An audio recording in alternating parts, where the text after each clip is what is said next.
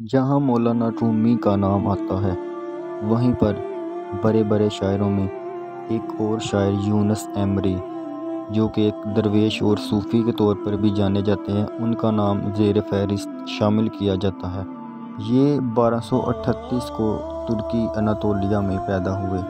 یہ ایک لوک شاعر اور صوفی بھی ہے جنہیں ترک ثقافت کو بہت متاثر کیا۔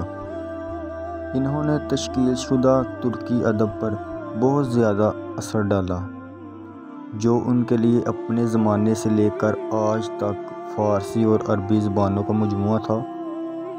یونس ایمرے معروف شاعروں میں سے ایک ہیں جنہوں نے صرف فارسی یا عربی کی بجائے اپنی علاقے کی بولی جانے والی زبانوں شاعری کے طور پر اناطولیہ میں کام کیا۔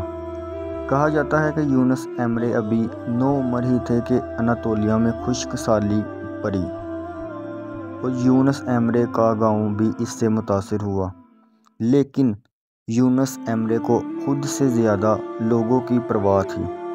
وہ بہت فکر مند تھے۔ یونس ایمرے گندم کے لیے ترکی کے ایک مشہور صوفی بکتاش کے پاس گئے۔ جب یہ بکتاش کے پاس پہنچے تو انہوں نے ان سے گندم کا مطالبہ کیا، لیکن وہ بہت پہنچے ہوئے صوفی شمار کیے جاتے تھے۔ جب ایمرے کی ملاقات اس صوفی سے ہوئی تو صوفی صاحب نے ان سے فرمایا، آپ کو گندم چاہیے یا برکت؟ چونکہ یونس ایمرے اس وقت 9 عمر تھے، وہ برکت کو سمجھ نہ پائے۔ خشک سالی کا موسم تھا اور انہوں نے گندم کا مطالبہ کیا۔ صوفی نے 3-4 مرتبہ یہ اپنے الفاظ دہرائے، لیکن یونس ایمرے نے گندم پر ہی اصرار کیا۔ کچھ ہی دیر بعد گندم لے جانے کے بعد واپس آئے اور اس صوفی سے دوبارہ ملاقات کی اور کہا کہ مجھ سے بہت بڑی غلطی ہو گئی ہے، مجھے گندم نہیں، مجھے برکت عطا فرما دیجیے۔ لیکن اس وقت صوفی نے کہا کہ اب تمہارے حصے کی بلائی تاقتوق ایمرے کے سپرد کر دی گئی ہے۔ تاقتوق ایمرے ایک بہت ہی مشہور اور بہت ہی درویش آدمی تھے، لیکن کہا جاتا ہے کہ یہ محض ایک خواب تھا جو کہ یونس ایمرے کو اشارہ تھا۔